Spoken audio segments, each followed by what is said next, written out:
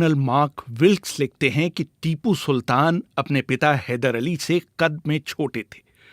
उनकी त्वचा का रंग काला था, उनकी आंखें बड़ी बड़ी थीं, वो साधारण और बिना वजन की पोशाक पहनते थे और अपने हाली मवालियों से भी ऐसा करने की उम्मीद रखते थे। उनको अक्सर घोड़े पर सवार देखा जाता था। वो घुड़सवारी को एक बहुत बड़ी कला मानते थे और इसमें उन्हें महारत भी हासिल थी।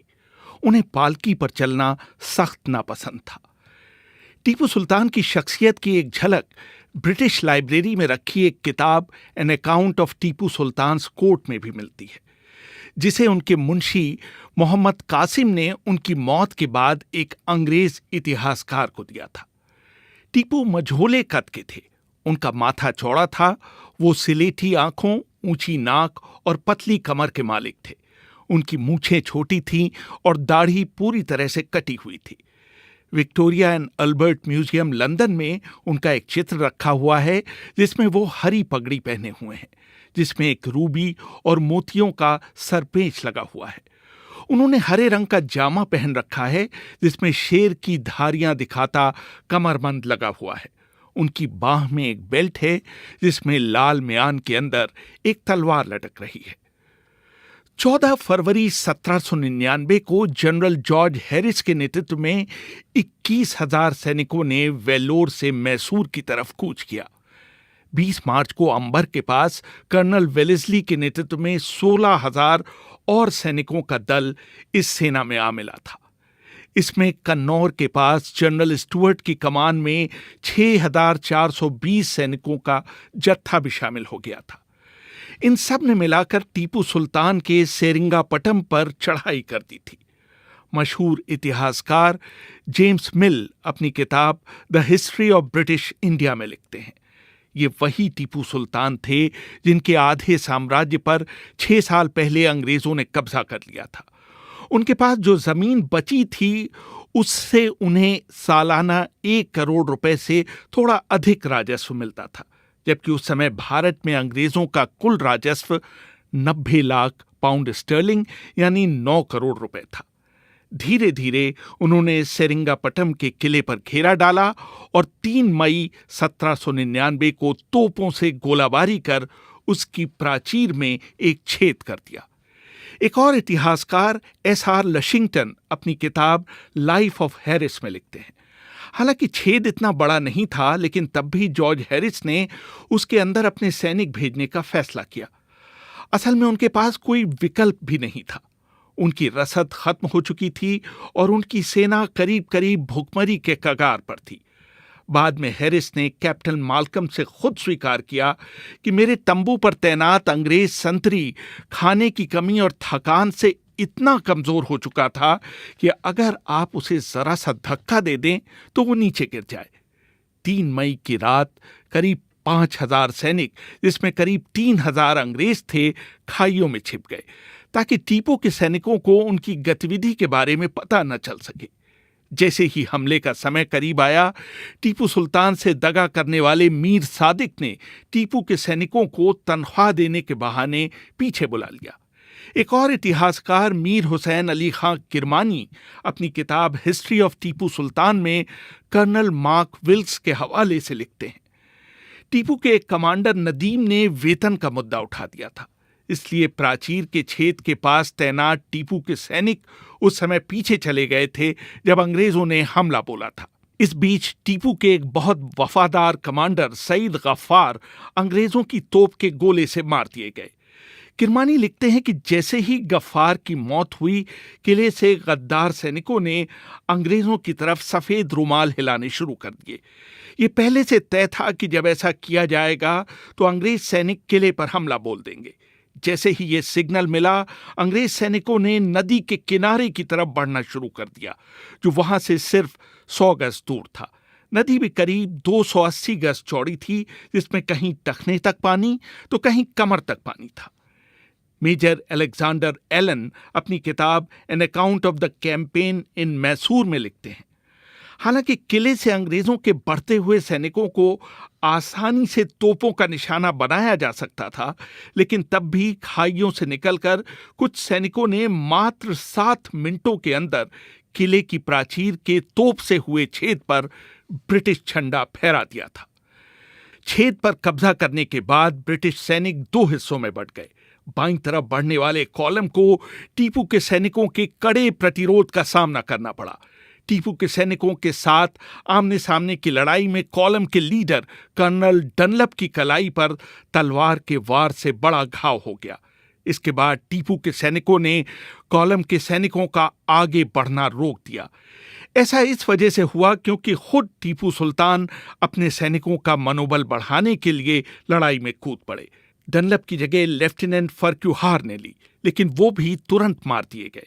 4 मई की सुबह टीपू ने अपने घोड़े पर सवार होकर किले की प्राचीर में हुए छेद का निरीक्षण किया और उसकी मरम्मत के निर्देश दिए। उसके बाद वो राजमहल में स्नान करने चले गए। किरमानी लिखते हैं कि सुबह ही उनके ज्योतिषियों ने उन्हें आगाह कर दिया था कि वो दिन उनके लिए शुभ नहीं है, इसलिए उन्हें शाम तक अपने सैनिकों के पास ही रहना चाहिए। स्नान के बाद टीपू ने अपने महल के बाहर इकट्ठा हो गए गरीबों को कुछ पैसे बांटे। चेनापटना के मुख्य पुजारी को उन्होंने एक हाथी, तिल का एक बोरा और 200 रुपए दान दिए। दूसरे ब्राह्मणों को टीपू ने एक काला बैल, एक काली बकरी, काले कपड़ों से बनी एक पोशाक, 90 रुपए और तेल से भरा लोहे का एक बर्तन दान में दिया। इससे पहले उन्होंने लोहे के बर्तन में रखे तेल में अपनी परछाई देखी। उनके ज्योतिषियों ने उन्हें बताया था कि ऐसा करने से उन पर आने वाली विपत्ति टल जाएगी। फिर उन्होंने राजमहल लौटकर रात का खाना खाया। उन्होंने अपना खाना शुरू ही किया था कि उन्हें अपने करीबी कमांडर सईद गफ्फार की मौत की खबर मिली। गफ्फार किले के पश्चिमी छोर की सुरक्षा देख रहे थे। लेफ्टिनेंट कर्नल अलेक्जेंडर बीटसन अपनी किताब A View of the Origin and Conduct of the War with Tipu Sultan में लिखते हैं, टीपू ये समाचार सुनते ही भोजन के बीच से ही उठ गए। उन्होंने हाथ धोए और घोड़े पर सवार होकर उस जगह चल पड़े जहां किले की प्राचीर पर छेद हुआ था। लेकिन उनके पहुंचने से पहले ही अंग्रेजों ने वहां अपना झंडा फहरा दिया था और अब वो किले के दूसरे इलाकों में बढ़ रहे थे। बीटसन आगे लिखते हैं, इस लड़ाई में टीपू ने अधिकतर लड़ाई सामान्य सैनिक की तरह पैदल ही लड़ी, लेकिन जब उनके सैनिकों का मनोबल गिर गया तब वो घोड़े पर सवार होकर उनकी हिम्मत बढ़ाने की कोशिश करने लगे। मार्क विल्क्स लिखते हैं, अगर टीपू चाहते तो वो लड़ाई के मैदान से भाग सकते थे। उस समय किले के कमांडर मीर नदीम किले के गेट की छत पर खड़े हुए थे, लेकिन उन्होंने अपने सुल्तान की तरफ कोई ध्यान नहीं दिया। टीपू तब तक घायल हो चुके थे। जब टीपू किले के अंदरूनी गेट की तरफ बढ़े तो उनके बाएं सीने से एक गोली निकल गई। उनका घोड़ा भी मारा गया। उनके साथियों ने उनको पालकी पर बैठाकर युद्ध क्षेत्र से बाहर ले जाने की कोशिश की, लेकिन वो ऐसा नहीं कर पाए क्योंकि तब तक वहां कई लाशें बिछ चुकी थीं। मेजर अलेक्जेंडर एलन लिखते हैं कि उस समय उनके बॉडीगार्ड राजा खान ने उन्हें सलाह दी कि वो अंग्रेजों को अपना परिचय दे दें, लेकिन टीपू ने ये सलाह नामंजूर कर दी। उन्होंने अंग्रेजों के हाथों बंदी बनने के बजाय मौत का रास्ता चुना। टीपू सुल्तान के अंतिम समय का वर्णन करते हुए बीटसन लिखते हैं, तभी कुछ अंग्रेज सैनिक किले के अंदरूनी गेट में घुसे। उनमें से एक ने टीपू की तलवार की बेल्ट छीनने की कोशिश की। तब तक टीपू का काफी खून बह जाने की वजह से वो करीब करीब बेहोश हो गए थे। तब भी उन्होंने अपनी तलवार से उस सैनिक पर वार किया। फिर उन्होंने उसी तलवार से दूसरे अंग्रेज के सिर पर वार किया। वो वहीं धराशायी हो गया, लेकिन तभी एक अज्ञात अंग्रेज सैनिक ने टीपू पर तलवार से हमला किया। उसका उद्देश्य था टीपू की रत्न जड़ित तलवार को छीनना। उस समय उसको पता नहीं था कि उसने किस पर तलवार चलाई है। अंग्रेजों को पता नहीं था कि टीपू सुल्तान की मौत हो गई है। वो उनको ढूंढने उनके राजमहल गए। वहां उन्हें पता चला कि वो वहां नहीं है। टीपू का एक सिपह सालार उन्हें उस जगह ले गया जहां टीपू गिरे थे। वहां हर तरफ लाशें और घायल पड़े हुए थे। मशाल की रोशनी में टीपू सुल्तान की पालकी दिखाई दी। उसके नीचे टीपू के बॉडीगार्ड राजा खां घायल पड़े थे। उन्होंने उस तरफ इशारा किया जहां टीपू गिरे थे।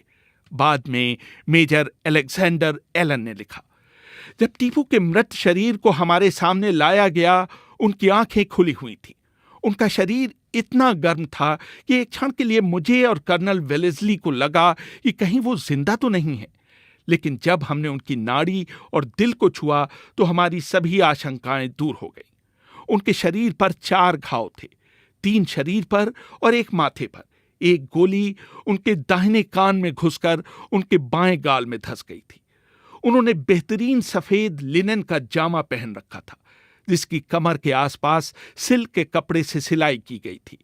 उनके सिर पर साफा नहीं था और लगता था कि लड़ाई की आपाधापी में वो नीचे गिर गया था। उनके जिस्म पर कोई भी आभूषण नहीं था सिवाय एक बाजूबंद के। ये बाजूबंद वास्तव में एक चांदी की तावीज थी, जिसके अंदर अरबी और फारसी भाषा में कुछ लिखा हुआ था। जनरल बेयर्ड ने टीपू के पार्थिव शरीर को उन्हीं की पालकी में रखने का आदेश दिया और दरबार को सूचना भिजवाई गई कि टीपू सुल्तान अब इस दुनिया में नहीं रहे। उनका पार्थिव शरीर पूरी रात उनके ही दरबार में रखा गया। अगले दिन शाम को राजमहल से टीपू सुल्तान की शव यात्रा शुरू हुई। उनके जनाजे को उनके निजी सहायकों ने उठा रखा था। उसके साथ अंग्रेजों की 4 कंपनियां चल रही थीं। नेशनल लाइब्रेरी ऑफ स्कॉटलैंड में रखे दस्तावेज journal of war with Tipu में लिखा गया है, उनके जनाजे के ठीक पीछे शहजादा अब्दुल खलीक चल रहे थे। उसके बाद थे दरबार के मुख्य अधिकारी। जिन सड़कों से जनाजा गुजरा उसके दोनों तरफ लोग खड़े हुए थे। वो लोग जमीन पर लेटकर जनाजे के लिए अपना सम्मान प्रकट कर रहे थे और जोर जोर से रो रहे थे। उनके पार्थिव शरीर को लालबाग में हैदर अली की कब्र के बगल में दफनाया गया। उसके बाद उन लोगों में 5,000 रुपए बांटे गए जो टीपू सुल्तान के जनाजे में शामिल हुए थे। पीटसन ने भी लिखा कि रात होते होते माहौल और गमजदा हो गया जब बादलों की गड़गड़ाहट के साथ जबरदस्त आंधी आई। उस आंधी में 2 अंग्रेज अफसर मारे गए और कई सैनिक घायल हो गए। टीपू के मरने के बाद अंग्रेज सैनिकों ने सेरंगपट्टम में जबरदस्त लूट मचाई, लेकिन फिर भी टीपू का सिंहासन, हाथी पर बैठने का चांदी का हौदा, सोने और चांदी से बनी प्लेटों, जवाहरातों से जड़े ताले और तलवारों, महंगी कालीनों और सिल्क के बेहतरीन कपड़ों और रत्नों से भरे करीब 20 बक्से आम सैनिकों के हाथ नहीं लगे। टीपू की बेहतरीन लाइब्रेरी को भी कोई नुकसान नहीं पहुंचा, जिसमें इतिहास, विज्ञान और हदीस से संबंधित अरबी, फारसी, उर्दू और हिंदी भाषा में 2000 से अधिक किताबें थीं। अंग्रेज सेना की तरफ से एक हीरे का स्टार और टीपू की एक तलवार वेलेस्ली को भेंट की गई। मेजर अलेक्जेंडर एलन ने अपनी किताब an account of the campaign in Mysore में लिखा, हैरिस ने टीपू की एक और तलवार बेयर्ड को भेंट में दी और सुल्तान के सिंहासन में जड़े बाघ के सिर को विंडसर कासल के खजाने में भेज दिया गया। टीपू सुल्तान और मुरारी राव की एक एक तलवारें लॉर्ड कॉर्नवालिस के पास यादगार के तौर पर भेजी गईं। तब तक अंग्रेजों के सामने टीपू से बड़ा प्रतिद्वंदी सामने नहीं आया था।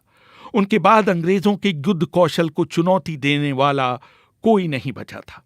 एक अंग्रेज पत्रकार पीटर ऑबर ने अपनी किताब rise and progress of British power in India में लिखा, टीपू की हार के बाद पूर्व का पूरा साम्राज्य हमारे पैरों पर आ गिरा था।